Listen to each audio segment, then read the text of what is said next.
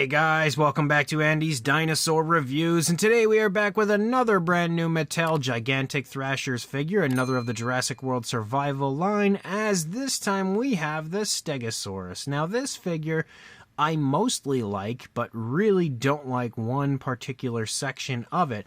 But, you know, we'll get to that here in due time. You can see the packaging is pretty much the standard, nothing really differentiating this one from any of the others that we've seen so far.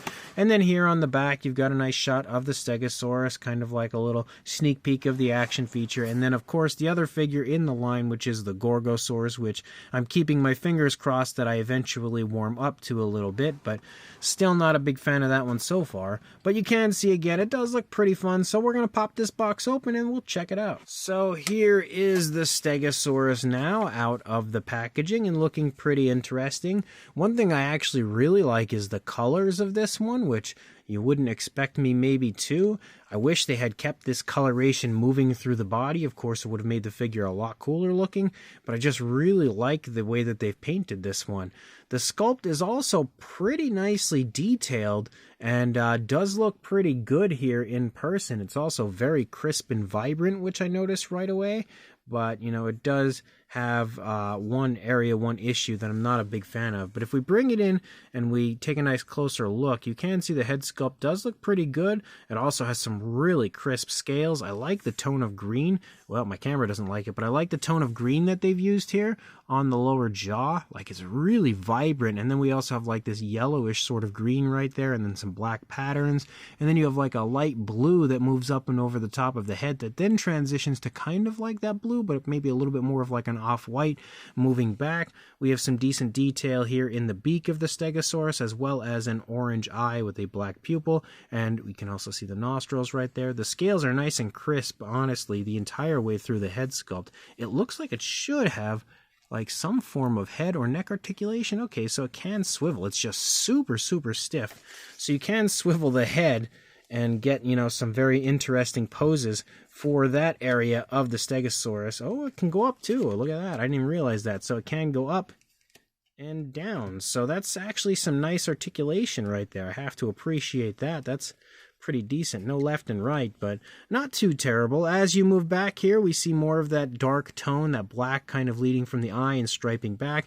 We see some osteoderms picking up here as we move through the body. Pretty smooth transition to the green here on the underside that my camera hates. We have the black leading back from the eye that kind of becomes big splotchy areas with little spots and stuff moving throughout. You can see more of the osteoderms, more really nice looking skin texture as you lead up. We also have a black that moves up and over the back, but I think that's mostly like the area moving along the back is because that's a separate section that's put in, and the plates are black, so it's all just one black tone following along the back. The plates are nicely sculpted, I can say that. They're obviously very different from the way that they should look as far as the shapes, but that's because this is a mutated version, and the actual texturing and fine detail of the plates looks really nice. You can almost see like little breaks and chunks and stuff as you move through as well, which I really like. Moving down here, and I'm going to have to move it a little bit further away, but moving down, you've got tons of skin wrinkles and folds as you lead further down into the lower part of the stomach. Nice musculature here in the front leg leading down. We have articulation in the front legs, forward and back. That's about as far back as it goes, but it can go forward pretty nicely. You've got a nicely sculpted foot as you lead down. The claws are sculpted nicely, but of course no paintwork for those nails. Again, you can see we transition to like a pretty bright yellow as we move back to this area, and then that starts to taper away as we lead back, and then we have no other coloration to the body outside of course the black up there on the top. But then when it comes to the rear leg, you can see that also looks pretty decent. The muscle definition looks nice here in the thigh. You can see some osteoderms up here. You've got a nice big bulging calf muscle, the kneecap there in the front of the leg, and you move down into the foot sculpt, and that looks okay. You can see a gloss coat for the nails. No actual paintwork, of course, for those though. Leg articulation wise, forward and back actually works really nice and smoothly. And then we move back up, and at this point we have no other coloration outside of the black up here on the back for this area of the tail. Again, really nice looking scales though, and there's quite a bit of variation to the scales, and as you move to the underside of the tail, you actually get larger, bumpier scales leading down. Again, the plates continue to look really nice when it comes to the paintwork and those, realistic chips and breaks and stuff that you see throughout the course of the tail. And then you lead out into the one area that I absolutely despise for this figure, and that would be these ridiculous looking Thagomizers. They remind me of the Thagomizers on the Bendy Biters, where the Stegosaurus had really silly, almost like animated style Thagomizers. That's what this one has, and the Thagomizers look awful. Like, if you made the rest of the figure look the way it did, it still kind of looks a little mutated, sort of, specifically with the way the plates look, but they're not super out of the realm of possibility where they look ridiculous. But those Thagomizers look so bad, and I really, really hate that area of the figure. I just want to cut those off and replace them with Thagomizers from one of the older Stegosaurus. You can see they are painted with a gray though, and do feature some okay fine detail to them. When you move the figure over here to the other side, you're going to see pretty much the same thing, except for the positioning of the legs is just a little bit different, but sculpt-wise, paint-wise, everything is pretty close to the same from one side to the other when it comes to this Stegosaurus. And there is the fax code if you would like to add that one to your collection. Now I can see a button right here for the action feature. I don't think this one has two. Maybe it does. Maybe I just need to discover where the other one is. I think it's only got one, and it's the tail. So we're going to go ahead and give that a shot. So as you can see, first of all, it's stuck there. But as you can see, we basically push it in, and it strikes to the side. But you can also see that the tail actually grows. It extends as it goes out, which is an interesting idea. Again, you have to hand it to Mattel for trying different things when it comes to action features. They don't want the same thing on repeat all the time. They have to evolve, basically, like these dinosaurs seem to be evolving. And we've had so many Stegosaurus at this point. That's why, like, having an exaggerated version now, not such a big deal, because we've had so many good ones already. We might as well go somewhere we haven't been before with this one. But the Gorgosaurus is still like a sore subject for me, because I really wanted a good Gorgosaurus from Mattel before they released some kind of a weird mutated version.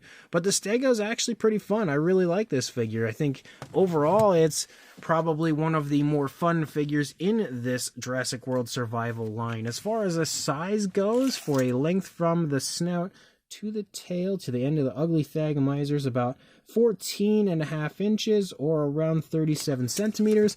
And then for a height, about, I'd say around 6 3/4 inches or a little bit over 17 centimeters. For a size comparison, here are our usual review comparison suspects with Mr. Papo T-Rex, the Attack Pack Colovosaurus, Robert Muldoon, and the Collectae Human Being, next to our Stegosaurus, and you can see it's got a pretty decent size to it, as Gigantic Thrashers figures usually do. I don't know how close in size it is to one of the older Mattel Stegosaurus, because those Stegosaurus were pretty decently sized, but for another comparison, there is the comparison that we were just speaking of. So we've got one of the older Mattel Stegosaurus next to this newest version, and they are pretty much the same size. It looks like maybe a little bit more body mass on the older one, but not by a whole lot. Definitely very different style Stegosaurus. Even the head sculpt is vastly different than what you would normally see on like a Jurassic World or Jurassic Park style Stegosaurus. So the entire new Stegosaurus is very, very different from any that we've seen before. Obviously, though, if we bring in the Hammond Collection Stegosaurus, we can clearly see that this Gigantic Thrashers version is nowhere near the size of the Hammond Collection release, as that one is a whole lot bigger than we see for the newer Gigantic Thrashers release. And then we've got one final comparison with both of the new Gigantic Thrashers releases, with the Stegosaurus and Gorgosaurus next to each other. So this one is pretty fun, except for the Thagomizers. Overall, it's a pretty cool and very different looking version of a Stegosaurus, and again, fits the theme of the Jurassic World Survival mutated dinosaur sort of line.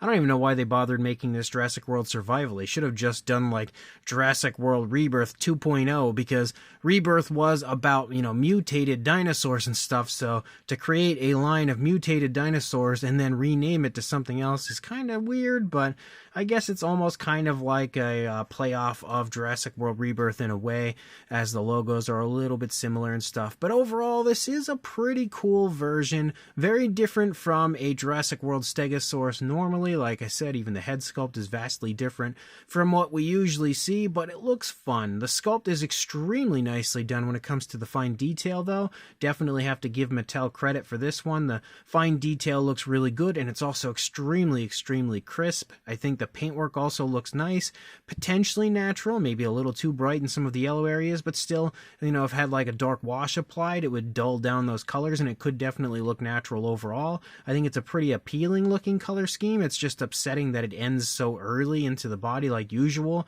It would have looked a lot nicer had they continued to run some of those patterns and different tones of color out into the tail. I do like that we have the black running along the back the entire way out, though, which is nice to see.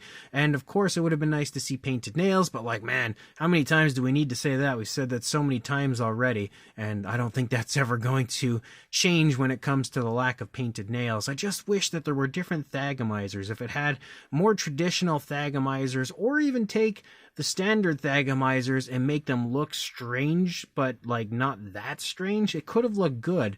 But the way that these ones look, it just looks too cartoony for me. Like, it just looks really, really goofy, and not in a, wow, that's a cool mutated sort of a look. It just looks like the way you would see thagomizers portrayed in a cartoon. So don't like the tail, but I like the rest of the figure. The action features okay for what it is, nothing all that great, but nothing really to complain too much about. And again, it does feature some pretty fun articulation, including a little area of neck articulation, well, kind of back of the head articulation, but I do quite like that. So overall, it's not half bad. If you are interested, I will include a link in the description to where you can purchase it right now on Amazon.com. So check that link, grab it if you want it, and like, comment, and subscribe, and I will see you in the next review. Thanks for watching.